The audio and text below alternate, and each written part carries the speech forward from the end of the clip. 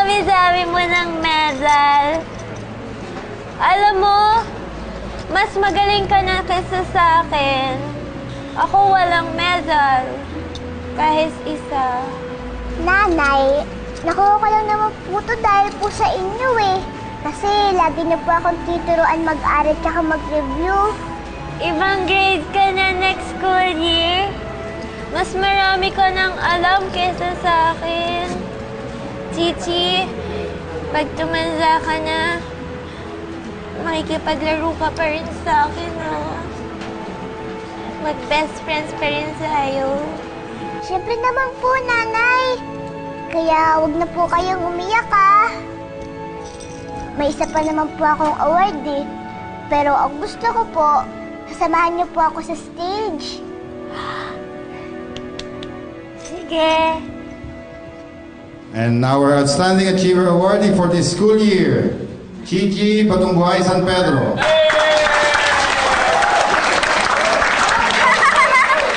Si Chichi ulit!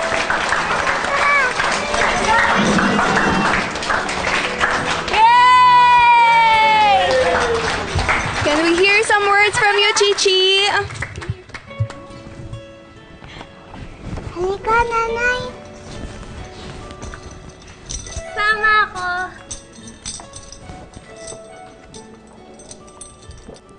Hello, teachers, schoolmates, and parents. Gusto ko lang po ipakilala sa inyo ang nanay ko. Hello! Kung mapapansin niyo po, kakaiba po ang nanay ko. Kasi po, isa po siyang person with intellectual disability. Hindi po siya nakapagtapos at hindi rin po siya katulad ng ibang nanay. Pero okay lang po sa akin yun.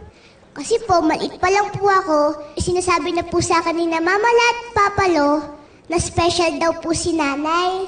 Sabi nga po nila, daig daw po ng mabuti ang magaling. Si nanay po, kahit di man po siya magaling sa ibang bagay, napakabuti naman po. Tsaka, mahal na mahal niya po ako. Kakasabi niya pa nga lang po sa akin kanina, hindi pa po siya nagkakamedal eh. Kaya ito po.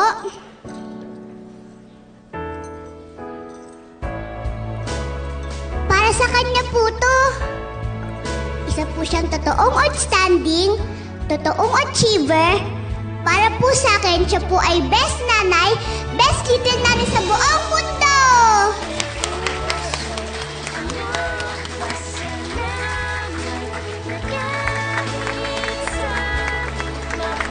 Congratulations, Nanay! Hindi nag-iisa kasama kita. Oh, aking puso nakangit sa Mapunta. saan mapunta ang puso ko'y naging mata.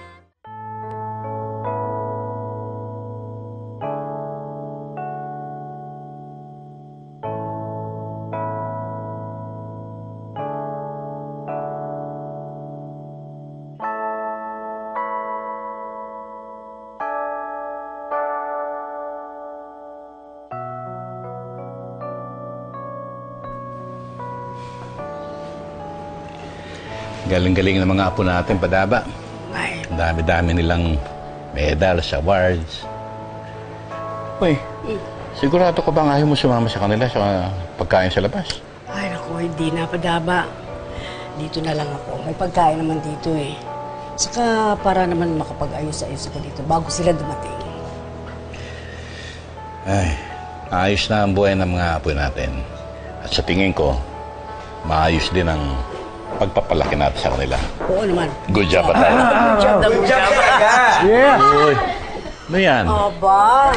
Surprise! Yay! Ayan ah. Oh, thank you. Ay. Oh, akala ko ba nasa restaurant kayo? Eh, na-inspire po kami kay Chichi eh. Binigyan niya ng award si Tinay. Kaya kami ito, binilan namin kayo ng cake. Ay, nako. Thank you po sa pagpapalaki sa amin. We love you po! We love you! We love you! Love you! Love you! Love you!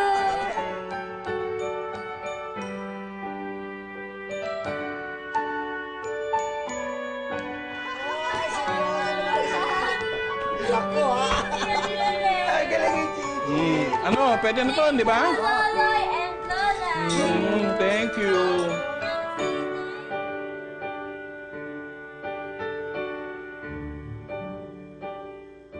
Magandang araw sa inyong lahat. I'm the grandfather of someone with intellectual disability. Ang ikinatatakot ko, baka hindi ko na maalagaan ang aking apo. Pag ako'y uugod-ugod na. Si Don Miguel talaga! Talagang tumatanda!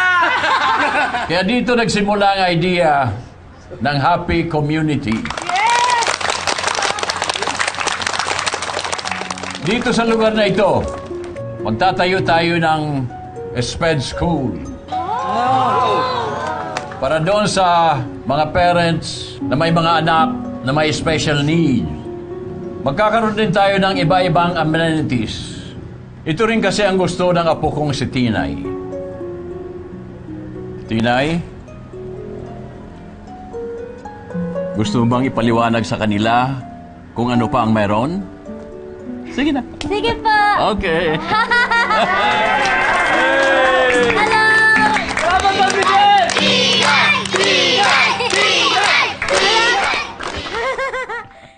Magkakaroon din po ng ano po yan, G-Pop? Recreation area. Yan! At saka may basketball course. Wow! Yay! At saka swimming pool din.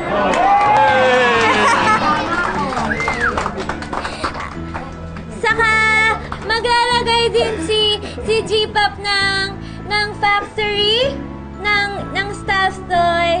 Para may livelihood. Dito. Livelihood. Ako po magsusuro sa mga sulat ko para po mag-work din sila. Kasi po kahit po may kapansanan kami at may disability kami, marami po kaming magagawa.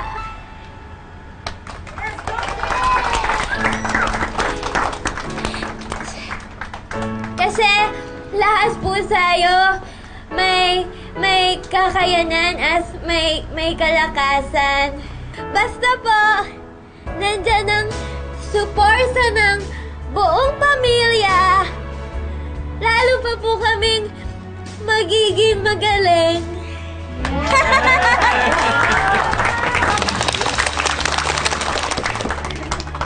Kaya, thank you po sa lahat ng magulang namin, kay Lolay, kay Loloy, at saka sa buong pamilya po. Kasi hindi niyo po kami pinapabayaan. At saka, thank you po sa lahat ng sumasanggap sa amin at nagmamahal sa amin. Thank you po.